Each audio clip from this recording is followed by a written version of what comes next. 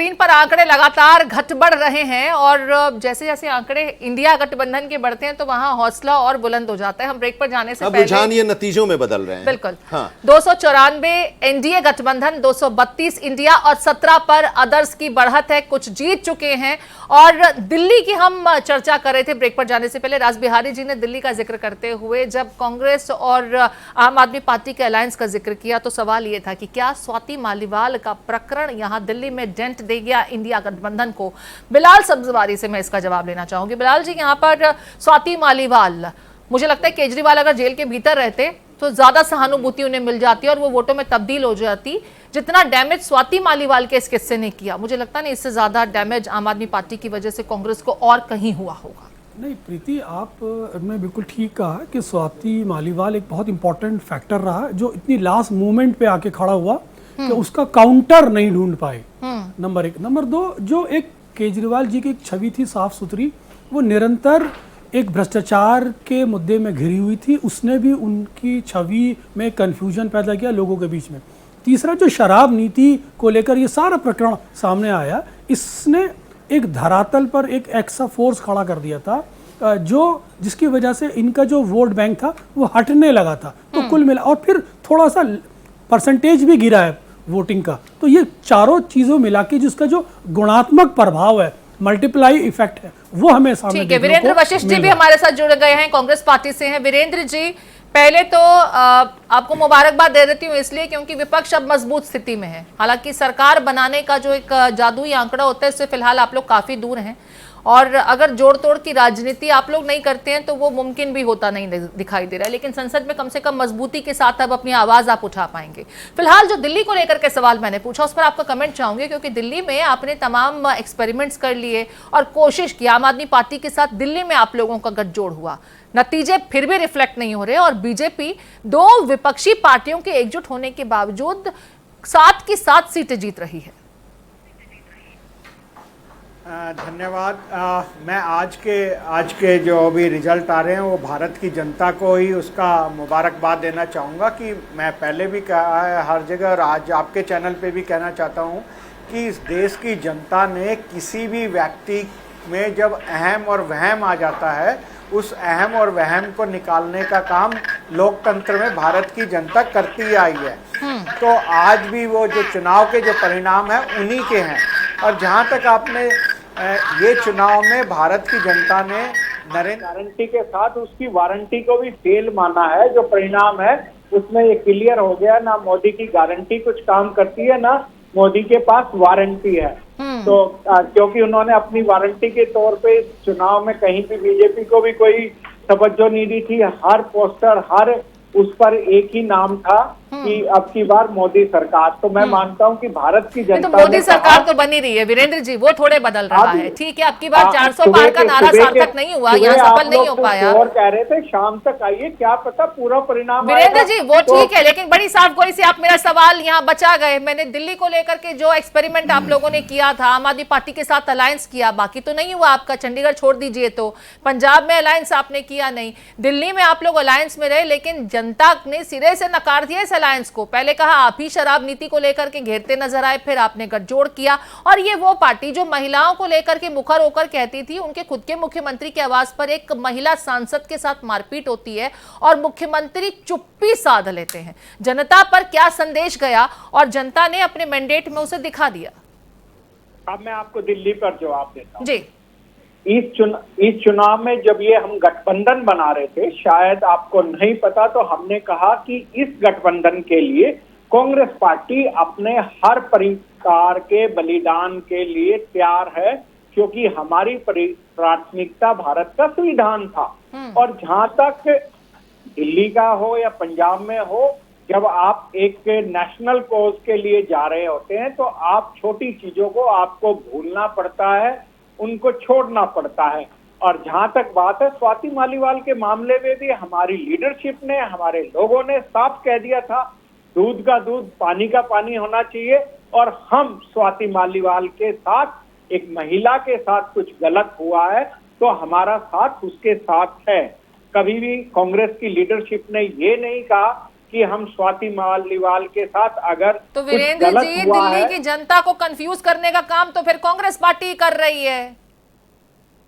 Confuse, देखिए आज पूरे देश में कंफ्यूजन तो नरेंद्र मोदी फैलाते हैं कि हर प्रकार से उन्होंने कंफ्यूजन करा, कुछ रही कमियां तो हर जब चुनाव का हम सही क्लास लेकिन विश्लेषण सर, करेंगे सवाल तो इसलिए इस है, चीज को सवाल रखेंगे। वीरेंद्र जी, सवाल इसलिए कि भ्रष्टाचार के खिलाफ आवाज उठाकर आप नरेंद्र मोदी की सरकार के खिलाफ एकजुट हो रहे हैं, लेकिन जिस पर आरोप है उसी के साथ आप गठजोड़ कर रहे हैं, तो फिर लोग तो पूछेंगे ना कि फिर आप भ्रष्टाचार कैसे खत्म करेंगे। नहीं, मैं बता रहा हूं ना कि जब पूरे देश में राहुल गांधी भारत जोड़ो यात्रा से भारत के लोगों को जोड़ रहे थे, उसी समय नरेंद्र मोदी और अमित शाह की भाजपा भ्रष्टाचारी जोड़ो अभियान चला रही थी। पूरे देश में भ्रष्टाचारियों को जोड़कर भाजपा में लाया जा रहा था। तो आप एक तरफ भारत के लोगों को जोड़ने का काम था, मणिपुर से लेके मुंबई तक के और कश्मीर से लेके कन्याकुमारी तक के, तो और एक तरफ पूरे देश में ठीक है, एक बड़ी खबर आ रही है, शरद पवार प्रेस कॉन्फ्रेंस करने वाले हैं। अब जब नतीजे जो रुझान है वो नतीजे में बदल रहे हैं, तो ऐसे में दोपहर 3 बजे प्रेस कॉन्फ्रेंस करेंगे शरद पवार और कुछ बड़ा ऐलान कर सकते हैं यहाँ पर। बिलाल जी, क्या ऐलान होगा ये? जी, बिलाल क्योंकि जी। बातचीत भी हुई थी चंद्रबाबू नायडू से। मेरा ध्यान तो सिर्फ अभी डाउन साउथ जो एनडीए का अलायंस हुआ था, बीजेपी का अलायंस हुआ था, उस पर ही जा रहा है, क्योंकि शरद पवार को कहा जाता है कि राजनीति में वो क्या सोचते हैं और किस तरीके से वो रिफ्लेक्ट होता है, उसको आप पहले से अनुमान नहीं लगा सकते। बिल्कुल, आप प्रीति बिल्कुल ठीक कह रही हैं। शरद पवार इंडिया गठबंधन के एक स्ट्रैटेजिस्ट भी माने जाते हैं। और देखिए, जहाँ पर आप लोग इशारा कर रहे थे चंद्रबाबू नायडू और नीतीश के बारे में, और नीतीश का जो नाम है इस पॉलिटिक्स में पड़ा है पलटू राम का, वो ऐसे नहीं पड़ा। नीतीश बहुत ही प्रोफेशनल और बहुत ही सीजन्ड पॉलिटिशियन है। नीतीश इंडिया गठबंधन में आई प्राइम मिनिस्टर बनने के लिए थे, उनकी आखिरी मनोकामना है, 5 बार चीफ मिनिस्टर बन चुके हैं। आखिर उनकी पूरी दिली ख्वाहिश है प्राइम मिनिस्टर बनने की। अगर ये पद उनको ऑफर कर दिया जाता है, चंद्रबाबू नायडू को इसके लिए कॉन्फिडेंस में ले लेते हैं, या नीतीश खुद चंद्रबाबू नायडू को कॉन्फिडेंस में ले लेते हैं, तो इस पॉसिबिलिटीज को हम डिनाई नहीं कर सकते। आपको लगता है कि कांग्रेस अब किसी और को भी प्रोजेक्ट कर सकती है पीएम पोस्ट के लिए? देखिए मैं जहाँ तक आप ये जो सवाल किया, इस पर मेरा एक ट्वीट है, मैंने ये ट्वीट इसलिए किया था, और रिकॉर्ड पर मेरा ट्वीट है कि अगर पॉसिबिलिटीज़ हुई तो कांग्रेस की स्ट्रेटजी, कांग्रेस के सारे विकल्प खुले हैं। ज़रूरी नहीं कि इंडिया गठबंधन का प्रधानमंत्री इंडिया गठबंधन के घटक दलों से भी हो, वो एनडीए के घटक दलों से भी हो सकता है। ये मेरे रिकॉर्ड पर ट्वीट है, लेकिन ये मैंने इसके पॉसिबिलिटीज़ में कहा था, तब कहा था जब इंडिया गठबंधन लगभग 250 या 52 का आंकड़ा प्राप्त कर ले, तो उस कंडीशन के अंदर इस पॉसिबिलिटीज़ को मैं डिनाई नहीं करता। जैसे आपके यहाँ फिगर चल रहा है 222 से 232 हो गया, रेगुलर इंडिया गठबंधन बढ़ रहा है, लेकिन बढ़त अभी भी 294 पे एनडीए बनाए हुए। तो परिस्थितियां आंकड़ों के एतबार से एनडीए के पक्ष में है, लेकिन राजनीति के एतबार से ये कहाँ जाके सेटल होगा, इसके बारे में अभी स्पेकुलेशन। ये भी है कि नेहरू जी के बाद नरेंद्र मोदी हैं, जो कि तीसरी बार लगातार चुनाव जीतकर सरकार बनाने की स्थिति में आए हैं। तो यानी कि नरेंद्र मोदी की अभी तो लोकप्रियता बरकरार है, अभी भी देश का एक बड़ा हिस्सा या जनता का एक बड़ा हिस्सा मोदी की लोकप्रियता और मोदी के साथ खड़ी। जी बिल्कुल, आप ठीक कह रहे हैं, मैं इस बात से 100% एग्री कर रहा हूँ। इस बार का जो मैंडेट है प्राइम मिनिस्टर नरेंद्र मोदी ने अपने कांधों पर उसे प्राप्त किया है। उस वक्त भारतीय जनता पार्टी को कोई फैक्टर काम नहीं कर रहा था। इस वक्त जिस तरह की राजनीति हुई, इसमें जो कुछ काम किया है मोदी फैक्टर काम किया है। ये बात ठीक है, मोदी लहर नहीं थी, लेकिन एंटी इनकम्पेंसी के बावजूद 10 साल के बाद अगर प्राइम मिनिस्टर अपने कंधों पर इतना बड़ा मैंडेट ला रहे हैं तो यकीनन वो बधाई के पात्र है। लेकिन जब पॉलिटिक्स का सवाल आता है तो पॉलिटिक्स के अंदर संभावनाओं को बिल्कुल नकारा नहीं जा सकता। जब तक ये सरकार नहीं बन जाती, चाहे प्राइम मिनिस्टर नरेंद्र मोदी बने या इंडिया गठबंधन में से कोई बने, अभी कुछ नहीं कहा जा सकता, लेकिन तब तक पॉसिबिलिटीज को हमें खोल के रखना चाहिए। प्रियंका वाड्रा ने सोशल मीडिया प्लेटफॉर्म एक्स पर एक ट्वीट किया है, और यहाँ केएल शर्मा जो बढ़त बनाए हुए हैं लगातार स्मृति ईरानी से, उन्होंने लिखा है, मुझे शुरू से यकीन था, उन पर भरोसा था, कभी कोई शक नहीं था। तो प्रियंका गांधी का अमेठी को लेकर यह ट्वीट है। और सवाल शिवम छाबड़ा जी आपसे, स्मृति ईरानी बीजेपी की बड़ी कद की नेता, और कांग्रेस पार्टी जब राहुल गांधी रायबरेली चले गए वायनाड के बाद में, तो कांग्रेस पार्टी ने सीधे कहा कि राहुल गांधी डर गए। अमेठी में कांग्रेस पार्टी ने अपना कार्यकर्ता उतार दिया, लेकिन अब वही कार्यकर्ता स्मृति ईरानी को अच्छे खासे मार्जिन से पछाड़ रहा है। इस पर आपका कमेंट। मैंने कहा अमेठी को कि अभी लेकर बहुत जल्दी जी। होगा अमेठी को लेकर के कुछ भी बयानबाजी करना, निर्णय आने दीजिए, उसका पूरा रिजल्ट आने दीजिए, उसके बाद मुझे लगता है उस पर कमेंट करना चाहिए। लेकिन एक बात तय है, मैंने फिर कहा कि कहीं ना कहीं हमको इस बात का आज भी ज्ञात होना चाहिए कि साहब वायनाड से वो रायबरेली क्यों भागे। राहुल गांधी जी अपने अपने क्षेत्र को लगातार छोड़ के भागते हैं, इससे तो स्मृति ईरानी जी के हारने या जीतने का कोई सवाल नहीं पैदा होता ना। मामला दो अलग अलग लोगों का है। मैं फिर कह रहा हूं कि मेरा प्रिंसिपल क्वेश्चन तो आज भी कांग्रेस पार्टी से ये है कि अमेठी छोड़ के वायनाड और इतनी ही कॉन्फिडेंट अगर कांग्रेस पार्टी थी तो साहब अमेठी क्यों नहीं लड़ाया उनको, लेकिन क्यों छोड़ दिया शिवम जी, अमेठी को क्षेत्र आपने की जनता दरकिनार का करके रख मैंडेट दिया। तो इस वक्त बीजेपी के हक में जाता नहीं दिख रहा है। इस बीच कृष्णमोहन शर्मा और प्रशांत मेरे साथ जुड़ गए हैं, मेरे दो सहयोगी।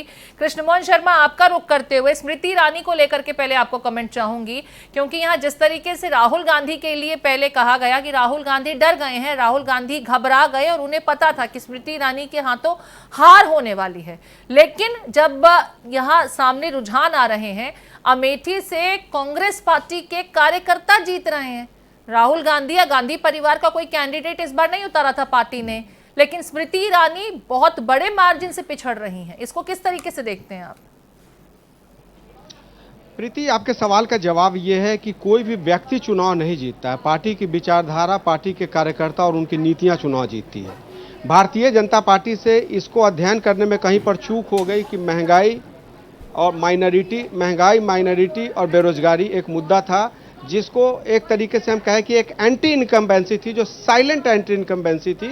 इसकी आवाज़ ये बीजेपी नहीं सुन पाई और जिसका नतीजा हुआ कि सिर्फ स्मृति ईरानी क्यों, कम से कम 45, 40, 42 लोग ऐसे हैं उत्तर प्रदेश में जो चुनाव हार रहे हैं। ठीक है प्रशांत, आपका रुख करते हुए, कांग्रेस पार्टी के लिए बहुत इंपॉर्टेंट सीट थी अमेठी, कार्यकर्ता को उतारा, राहुल गांधी रायबरेली चले गए, लेकिन फिलहाल वो कार्यकर्ता जीत रहा है और प्रियंका गांधी ने उनको लेकर एक्स पर ट्वीट किया है। बिल्कुल प्रीति, देखिए एक मैसेज देने की यहाँ पर कोशिश की गई थी जब लगातार अटकलें चल रही थी कि आखिरकार अमेठी और रायबरेली से चुनावी मैदान में कौन होगा, गांधी परिवार का कौन सदस्य है इन दोनों सीटों से लड़ेगा। तो तब भी हमने दर्शकों को बताया था कि राहुल गांधी ही अकेले चुनाव लड़ेंगे, लेकिन सीट जब तक तय नहीं थी और प्रियंका गांधी वाड्रा चुनावी मैदान में नहीं उतरेंगी, क्योंकि ये परिवार में तय हुआ था कि अगर दोनों लोग संसद देखेंगे और पूरे देश में प्रचार करेंगे तो आखिरकार और दूसरी चीजों पर ध्यान कौन देगा। तो इसी रूप में एक पार्टी के सारे वफादार कार्यकर्ता को यहाँ पर अपना उम्मीदवार बनाया और मैसेज देने की कोशिश की गई, क्योंकि इस बार जिस तरह से जो कैंपेन रहा कांग्रेस पार्टी का अमेठी और रायबरेली में वो काफी अच्छा रहा और एक इतिहास भी इस तरह से रहा है कि 20-25 साल में एक बार बदलाव यहाँ पर अमेठी और रायबरेली में होता है। तो शायद वही एक बदलाव देखने को मिला था जब राहुल गांधी को हार का सामना करना पड़ा था और उसके बाद पार्टी ने ये तय किया, क्योंकि कई सर्वे रिपोर्ट्स पार्टी के पास थी, कई दौर के सर्वे करवाए गए थे जिसमें पाया कि अमेठी में पार्टी की स्थिति अच्छी है और अगर गांधी परिवार में से कोई सदस्य लड़ता है तो जीत बहुत बम्पर होगी। लेकिन उसी को ध्यान में रखते हुए कोई गांधी परिवार का सदस्य मैदान में नहीं उतरा, बल्कि एक पुराने कार्यकर्ता जो कि किशोरलाल शर्मा और वो सोनिया गांधी के सांसद प्रतिनिधि भी रह चुके हैं रायबरेली के अंदर, तो उनको पार्टी ने जिम्मेदारी दी, क्योंकि बखूबी उस क्षेत्र से वो वाकिफ थे और क्योंकि डे टू डे जो कामकाज होता था अमेठी का और रायबरेली का वो केएल शर्मा ही संभालते थे। तो एक मैसेज देने की यहाँ पर पार्टी की तरफ से कोशिश की गई है कि जब 2019 में स्मृति ईरानी ने राहुल गांधी को मात दी, तो अब ऐसे में उनके सामने कांग्रेस की तरफ से एक कार्यकर्ता को टिकट गया और जिसने स्मृति ईरानी को चुनाव हरा दिया, यानी कि इमेज एक तरह से देखा जाए तो पूरी तरह से डैमेज करने की यहाँ पर कोशिश की गई और एक बड़ा मास्टर स्ट्रोक कांग्रेस पार्टी के द्वारा खेला गया। हाँ, बिल्कुल। और एक चीज और, अभी बिलाल जी भी आपसे सवाल पूछेंगे और जानना चाहेंगे, लेकिन एक सवाल ये कि भी प्रशांत, आप कांग्रेस को कवर कर रहे हैं, इंडिया गठबंधन को कवर कर रहे हैं, क्या हलचल इस वक्त चल रही है? क्योंकि बातचीत का दौर चल रहा है, प्रेस कॉन्फ्रेंस भी अभी शरद पवार करने वाले हैं, टीडीपी और नीतीश कुमार से भी बातचीत हो रही है, क्या कुछ चल रहा है? क्योंकि अभी तो 232 ही है इंडिया गठबंधन, 272 से काफी दूर है। जी आनंद, मैं बिल्कुल यही कह रहा कि अभी थोड़ा जल्दबाजी होगा कहना है कि आखिरकार किससे बातचीत होगी, क्या गठबंधन का स्वरूप होगा, आगे क्या क्या चर्चाएं होंगी, क्योंकि जो असली पिक्चर है वो करीबन 4-5 मई तक असल जाके क्लियर होगी। लेकिन अभी जो मौजूदा आंकड़ा है उसमें तो साफ तौर पर एनडीए को बहुमत मिलता नजर आ रहा है। अब ऐसे में अगर हालांकि कांग्रेस पार्टी ने अच्छा परफॉर्म किया है, 99 से 100 के आसपास का जो आंकड़ा है वो छूने की तरफ पार्टी बढ़ रही है, 3 डिजिट का जो नंबर है वो शायद ले सकती है ऐसे में, लेकिन आंकड़ा फिर भी कम रह जाएगा। तो नंबर्स कहां से आएंगे इसको लेकर मंथन जरूर होगा, लेकिन अभी जो मौजूदा स्थिति है, मुझे लगता है अभी नेटवर्क ठीक हो गया। आपका रुख करते हुए यहाँ पर 3 सवाल हैं जिनके जवाब मैं चाहूंगी। पहली चीज है कि उत्तर प्रदेश में राम मंदिर अस्तित्व में आया, बावजूद इसके राम मंदिर ने बीजेपी को यूपी में वो कमाल करके नहीं दिखाया जिसकी वो उम्मीद कर रहे थे। 80 की 80 सीटें क्लीन स्वीप की बात की जा रही थी, वो होता नजर नहीं आया। हालांकि आपने कहा कि सिर्फ स्मृति ईरानी क्यों, बाकी कई चेहरे हैं जो इस चुनाव में पिछड़ते नजर आ रहे हैं, कहीं कुछ कैलकुलेशंस में कमी रह गई। डाउन साउथ बीजेपी ने बहुत मेहनत की और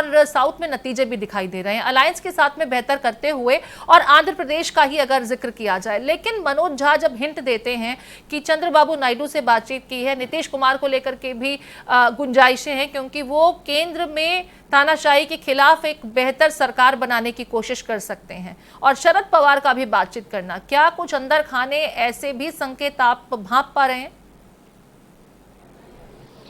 आपके सबसे लास्ट वाले सवाल का जवाब पहले देता हूं कि अगर बात चंद्रबाबू नायडू और नीतीश कुमार से हो सकती है तो एनडीए की बात ममता बनर्जी से क्यों नहीं हो सकती? बिल्कुल। स्टालिन से क्यों नहीं हो सकती? ये सब संभावनाओं का खेल है जिसके बारे में चर्चा करना मीडिया में अच्छा लगता है, लेकिन जब गणित और केमिस्ट्री की बात आती है तो ये फिजिबल नहीं होता है। जो दूसरा बात कहा आपने, जो सवाल पूछा कि उत्तर प्रदेश में तो राम को लेके आए थे, इतने क्लीन स्वीप करने की बात थी, तो मैं सिर्फ इतना ही कहूंगा क्योंकि मैंने काफी वाइडली उसको ट्रेवल किया और घूमा है कि every action has an equal reaction. तो उसमें यह कहना है कि अगर आपने भगवान राम की बात की तो जो माइनॉरिटी वोट जो आपके अगेंस्ट वोट नहीं करता था उसने जाके आपके खिलाफ वोट किया और पूरी तरीके से आपके खिलाफ वोट किया। उसमें यादवों का गठबंधन हो गया, उसमें कुछ पंडित कुछ ठाकुर कांग्रेस के साथ जुड़ गए और कारवा बनता गया, भारतीय जनता पार्टी को शिकस्त मिली उत्तर प्रदेश में। तो ये एक फैक्टर है। और जो तीसरा एक फैक्टर जो मैं आपको बताना चाहता हूं कि जो भारतीय जनता पार्टी उसको अध्ययन करने में चूक गई कि एंटी इनकम्बेंसी उत्तर प्रदेश में सिर चढ़ के बोल रहा था, जिसमें अग्निवीर योजना भी थी, उसको ये लोग नहीं संभाल पाए और उसको किसी भी तरीके से ये पैसिफाई नहीं कर पाए। ठीक है, यहाँ पर पश्चिम बंगाल का क्योंकि आपने जिक्र किया था, ममता बनर्जी से क्यों नहीं बातचीत हो सकती? ममता बनर्जी पहले भी संसद का जब सत्र होता था तो प्रधानमंत्री नरेंद्र मोदी से मिलते थे।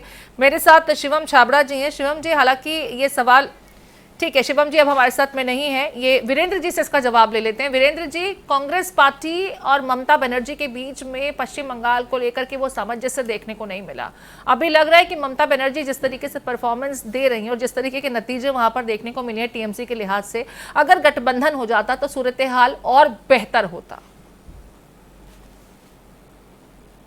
देखिए, जो चीज़ें हो गई वो हो चुकी, और अब मैं ये मानता हूं कि ममता जी की भी प्रायोरिटी और भारत का जो गंगा जमनी तहजीब है उसी के तहत लोगों के साथ देना है, और वो किसी भी फासिस्ट पार्टी के साथ नहीं जाएंगे, वो सेकुलर पार्टियों का साथ देंगी और हमारे गठबंधन का वो हिस्सा है। कौन कह रहा हिस्सा नहीं है, इंडिया ब्लॉक की वो सीनियर लीडर हैं। हम जो भी फैसला करेंगे इंडिया नहीं, वो तो आप कह रहे हैं, उन्होंने आखिर के समय में कहा बाहर से समर्थन दे दूंगी, लेकिन वो तो कभी उस गठबंधन में उस तरीके से, जब तक नीतीश कुमार थे तब तक सब कुछ ठीक था, अखिलेश के साथ भी ठीक ठाक रहा, लेकिन कांग्रेस पार्टी के साथ ही सामंजस्य नहीं बैठ पा रहा था उनका। जानता हूँ वो देश के संविधान और सेकुलरिज्म के लिए लड़ती रही हैं और लड़ेंगी, और वो कभी भी भाजपा के साथ नहीं जाएंगी, और वो तो आपसे भी रही हैं, सीनियर लीडर है और इंडिया ब्लॉक के साथ रहेंगी। राज बिहारी जी कुछ कह रहे हैं। बीरेन जी, लड़ तो आपसे भी रही है ममता बनर्जी की पार्टी, आपके कार्यकर्ताओं को पीटा जा रहा है, मारा जा रहा है। आम आदमी पार्टी और हम लड़ रहे हैं, पर भारत में जब सरकार बनेगी तो इंडिया ब्लॉक की, तो उसमें इकट्ठे रहेंगे। मतलब आप अपने कार्यकर्ताओं को ममता बनर्जी के सामने डालते रहेंगे इकट्ठे के लिए? कॉमन मिनिमम प्रोग्राम पर ही चलेंगे। नहीं, आप अपने कार्यकर्ताओं को पश्चिम बंगाल में पिटने देंगे लगातार?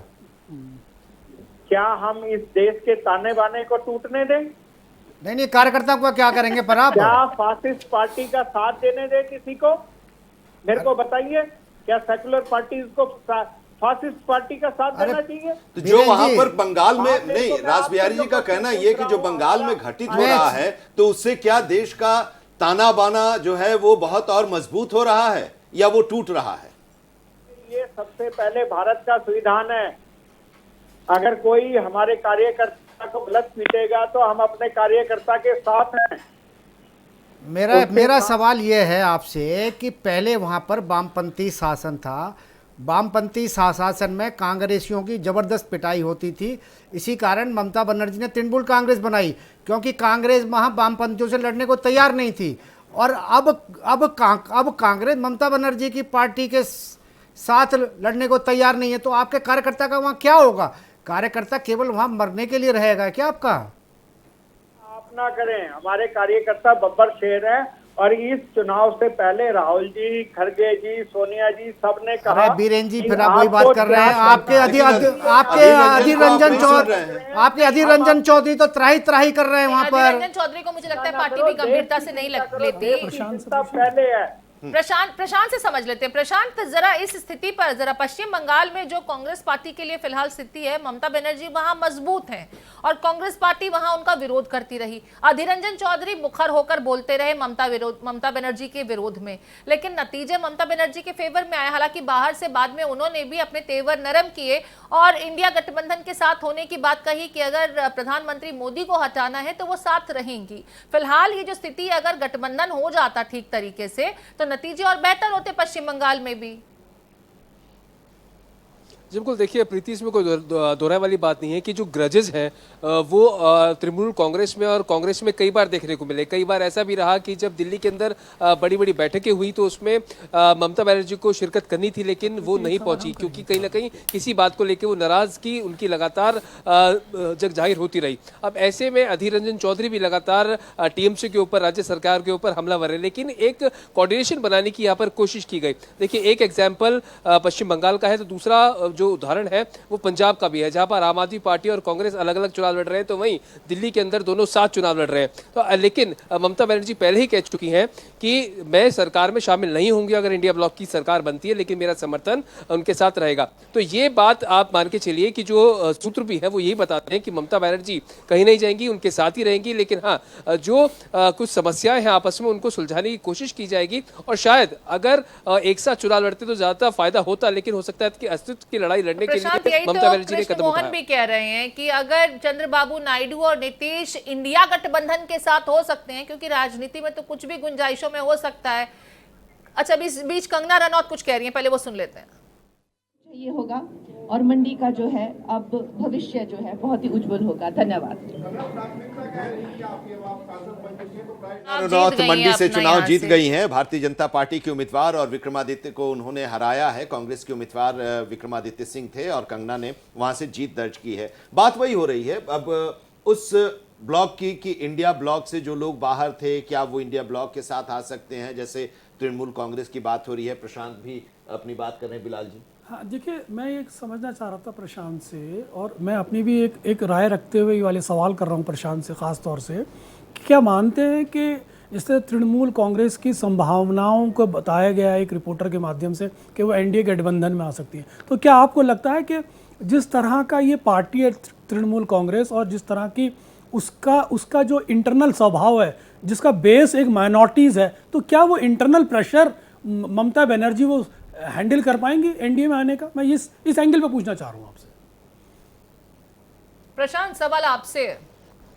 जी देखिए बिलाल जी, बिल्कुल इसी बात पे यही एक क्वेश्चन मार्क लगता है कि हालांकि टीएमसी पहले भी एनडीए का हिस्सा रह चुकी है, लेकिन जैसा कि आपने जिक्र किया, जो बेसिक वोट बैंक है वो कहीं ना कहीं माइनॉरिटी जो लेवल है और जो माइनॉरिटी का रेशियो है, परसेंट है, वो ज़्यादा है। तो ऐसे में एनडीए के साथ आना एक बड़ा उनके लिए कोई अच्छा कदम नहीं होगा, और शायद वो ऐसा ना करें, क्योंकि पहले ही वो इस बात को स्पष्ट कर चुकी हैं कि अगर इंडिया ब्लॉक की सरकार बनती है तो टीएमसी का समर्थन इंडिया ब्लॉक के साथ रहेगा, लेकिन टीएमसी सरकार में शामिल नहीं होगी। तो ऐसे में जो पहले से बात स्पष्ट हो चुकी है और कहीं ना कहीं बातचीत भी लगातार कांग्रेस की और ममता बनर्जी की तमाम चीज़ों को लेकर होती रही है। अब ऐसी भी संभावनाएं हैं कि जो आज के नतीजों के बाद 1-2 दिन के अंदर जो दिल्ली में हाई प्रोफाइल मीटिंग्स होने वाली हैं, उसमें ममता बनर्जी शरीक होंगी इंडिया ब्लॉक के जो अन्य वरिष्ठ नेता उनके साथ। तो यानी कि स्ट्रैटेजी बनाई बनाई जाएगी। और एनडीए में जाने की अगर बात रही तो कहीं ना कहीं जो उनका बेसिक वोट बैंक है उसको कहीं हानि पहुंचेगी, तो शायद इस तरह का कदम ममता बनर्जी के द्वारा नहीं उठाया जाएगा। मेरा दूसरा सवाल छोटा सा और है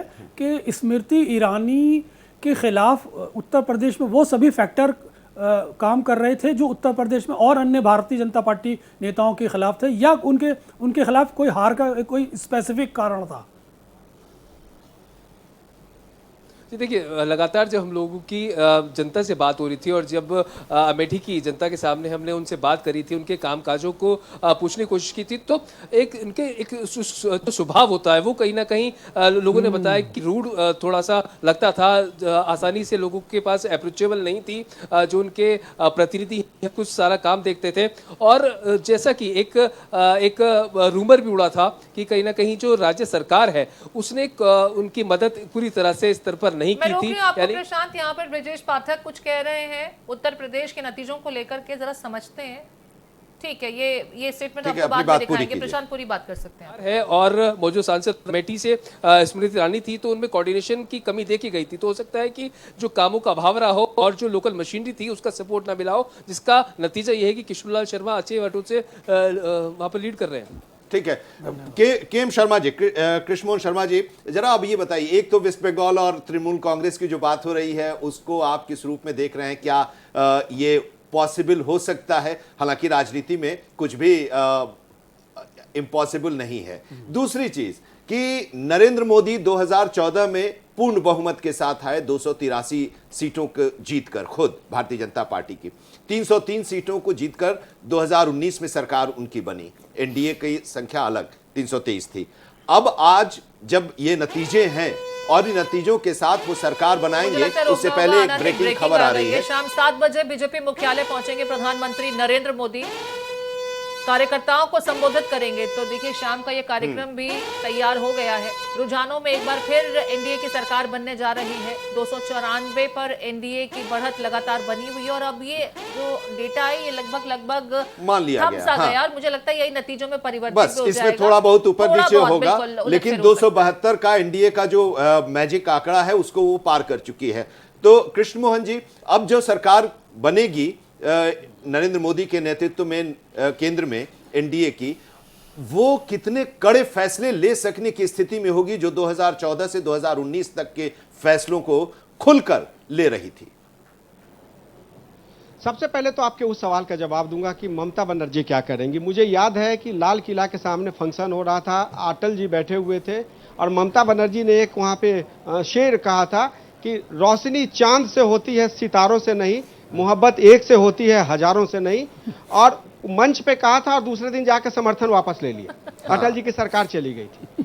तो दूसरी बात मैं ये कह रहा हूं कि जब 15 वाले नीतीश कुमार जी प्रधानमंत्री बन सकते हैं, जब 16 वाले चंद्रबाबू नायडू प्रधानमंत्री बन सकते हैं, तो जो 34 सीट लेके अखिलेश यादव आया है, क्या उनके चेहरे पे क्या कुछ लिखा हुआ है जो प्रधानमंत्री नहीं बन सकते? गठबंधन में तो हर एक महत्वाकांक्षी है। क्या स्टालिन जिनको 38 सीटें मिली है, क्या उनको प्रधानमंत्री बनना बुरा लगता है? तो सबसे पहली बात है कि ये बातें सोचने में और चर्चा करने में बहुत अच्छा लगता है, लेकिन ऐसा कुछ हो नहीं रहा है। आपने जो सवाल किया कि नरेंद्र मोदी पार्टी कार्यालय में आएंगे, और मैं एक बात आपसे कहना चाहता हूं कि इतने बड़े जब कंपटीशन हो और जब पूरा देश बीजेपी के खिलाफ लगा हो और इंडी गठबंधन के खिलाफ पूरा एनडीए लगा हो, उसके बाद भी अगर मोदी सरकार अपने बूते 240-242 सीटें जीत जाती हैं और अपने गठबंधन के साथ 294 पहुंच जाती है, तो मुझे लगता है कि नरेंद्र मोदी को इससे ज़्यादा खुशी और नहीं हो सकती कि 10 साल के एंटी इनकम्बेंसी को मात देते हुए उनकी सरकार फिर से बन गई है। बिल्कुल। राज बिहारी जी, आप इसे किस तरीके से देखते हैं? क्योंकि हम एक्सपेक्टेशंस बहुत ज्यादा करने लगे। 400 पार का नारा था, इसलिए 400 पार की ही उम्मीद लगाए बैठे, लेकिन एक स्वस्थ लोकतंत्र में विपक्ष भी मजबूत होना चाहिए।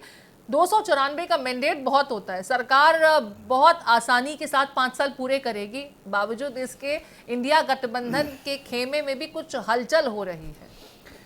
देखिए, जैसे कृष्णमोहन शर्मा कह रहे हैं कि 2 बार 5-5 साल की सरकार चलाने के बाद और अगर इतनी सीटें आ रही हैं तो एक बहुत बड़ी बात है। दूसरी बड़ी बात यह है कि मोदी के खिलाफ पूरा विपक्ष एक साथ था। सारे छत्रप आप देखेंगे पश्चिम बंगाल में ले लो, उत्तर प्रदेश में ले लो, बिहार में ले लो, और जो भी राज्य हैं, जैसे तमिलनाडु है, कि केरल है, झारखंड है, कि जितने भी छत्रप थे और जितनी पार्टियां थी, सब मोदी के साथ सब मोदी के खिलाफ एकजुट हो गई, लेकिन सब मिलकर भी मोदी को घेर नहीं पाए। ये एक मैसेज जाता है। ठीक है, सीटें कमाई हैं, ठीक है, एक टारगेट तय करती है कोई पार्टी, हम इतनी सीटें लाएंगे, लेकिन अगर 294 295 एनडीए सीटें ला कर भी अपनी सरकार बना रहा है तो एक बहुत बड़ी बात है। जवाहरलाल नेहरू का रिकॉर्ड इस वक्त बराबर हो जाएगा। ब्रेकिंग आ रही है शाम को, देखिए राहुल गांधी की भी प्रेस कॉन्फ्रेंस होगी। प्रशांत का मैं रुख कर रही हूँ, शाम 5 बजे राहुल प्रेस कॉन्फ्रेंस करने जा रहे हैं। प्रशांत, क्या कुछ कहेंगे इस प्रेस कॉन्फ्रेंस के दरमियान? जी बिल्कुल, जो जानकारी मिल रही है उसमें जो वोटर्स हैं और जो उनके कार्यकर्ता हैं उनका अभिवादन यहाँ पर राहुल गांधी करते नजर आएंगे। पहले जो चर्चा थी वो ये थी कि 4 से 4:30 बजे के आसपास कांग्रेस मुख्यालय राहुल गांधी आ सकते हैं, लेकिन अब ये बताया जा रहा है कि प्रेस कॉन्फ्रेंस को संबोधित करेंगे और बताएंगे किस तरह से फेलियर रहा है एनडीए गवर्नमेंट का और कांग्रेस पार्टी ने जो सीटें दर्ज की हैं वो किसके भरोसे की आज हैं राहुल और गांधी प्रेस जनता का कॉन्फ्रेंस कितना। कर रहे हैं, इससे पहले कांग्रेस पार्टी की अगुवाई भी मल्लिकार्जुन खड़गे ही कर रहे थे। अध्यक्ष तो अब तक वही है, लेकिन अब जब लग रहा है कि बेहतर नतीजे हुए हैं तो राहुल गांधी भी प्रेस कॉन्फ्रेंस करने के लिए अब यहाँ मैदान में हैं। इस बीच ये देखिए कई जगहों से जश्न की तस्वीरें भी आ रही हैं।